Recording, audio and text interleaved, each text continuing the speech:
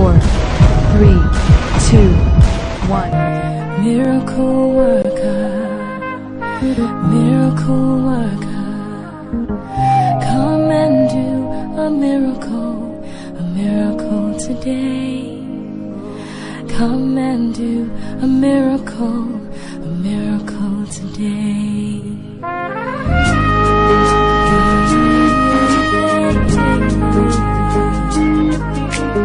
Miracle worker, miracle worker, come and do a miracle today.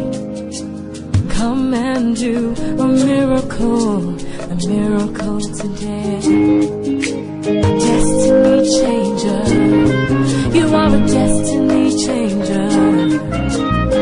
Come and change a destiny today. Come and change a destiny today.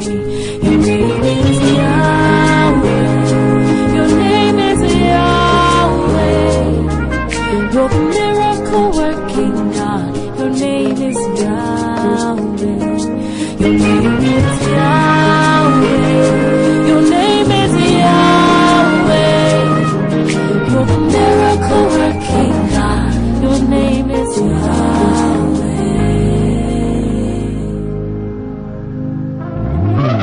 Powerful healer, you are the powerful healer. Come and heal, so powerful today. And you will heal, so powerful today. Powerful healer, you are the powerful healer.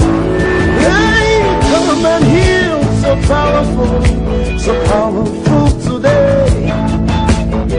Let us see your power flow tonight. Praise the Lord. Praise the living God. What you are hearing today from the Holy Spirit, if our fathers had had them, our mothers would have lived longer. I want you to know. And they themselves would have had a better home. One verse of scripture that men love so much is Ephesians 5:22. And that is the chapter and the verse that the women hate. Don't you know that the Bible says you should submit to me? And that's the verse they know, no other one. They don't even know the end of it. So based on that, they become an authority. They become dictator. They become authoritarian over the woman.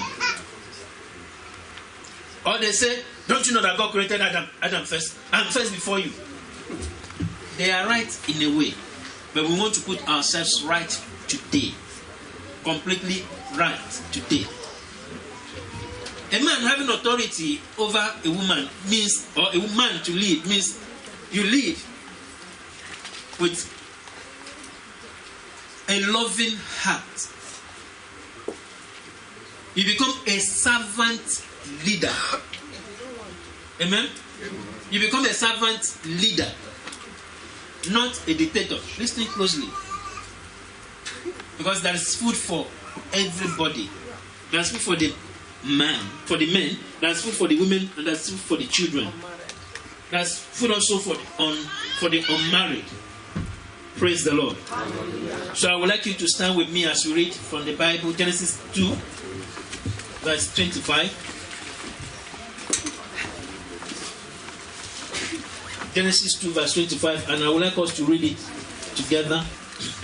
And they were both naked, the man and his wife, and were not ashamed. We'll discuss about that later. Matthew 19, verse 6. Matthew 19, verses 4 to 6, rather. Matthew 19, verses 4 to 6. And he answered and said to them, Have you not read that he who made them at the beginning made them male and female? And said, for this reason, a man shall leave. He did not say the woman. Listen closely. Listen closely. We will take the scriptures one after the other. For this reason, a man shall leave his father and mother and be joined to his wife, and the two shall become one flesh. It's like we have already women here. So then, they are no longer two, but one flesh. Therefore, what God has joined together, let no man separate. And the women shall say, Amen. And the men shall say, Amen. God bless you. Father, we thank you for today. We thank you for your presence here.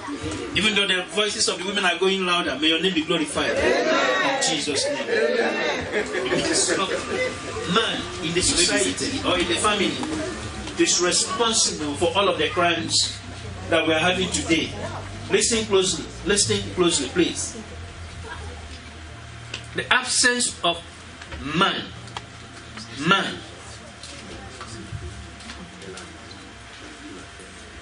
The Bible was talking in the book of Exodus 34 from verse 23. He said, listen. He said, he was telling Moses, he said, separate the men unto me. They shall appear before me 3 times in a year, only men.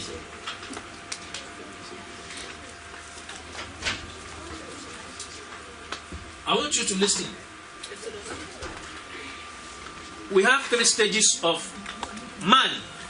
Every man here goes through 3 stages in life. You know, I want you to listen closely. You know, in those days when we used to sleep with our mothers or with our grandmothers in the same room, I don't know what they used to see, and they will say to the boy, say, oh, yeah, go and urinate. Listen. I've never heard them telling the girl, say, go and urinate.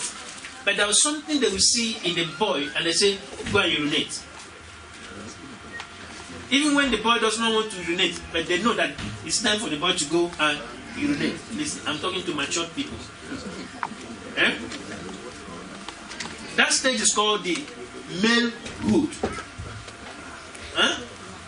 Malehood. You know, in hospitals, after someone has put to bed, they ask a boy or a girl. They want to know what is the state? Whom did they deliver to? A man or a boy? They want to know the hood. They want to know the gender.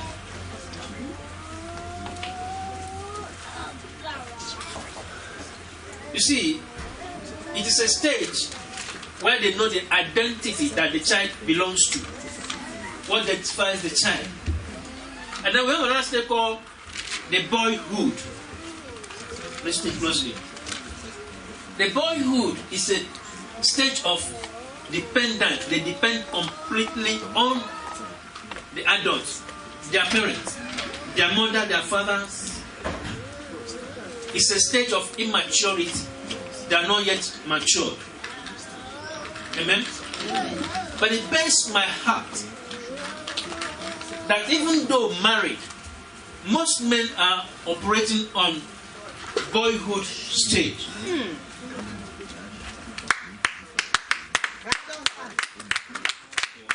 It also pains my heart that even though married to one sister, most men are still playing the malehood stage.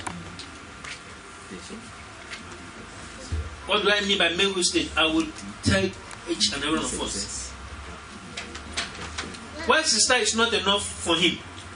He's still looking for where he go and urinate. Blessed be the name of the Lord. He is worthy to be praised. He is worthy to be praised and adored. So we lift up holy hands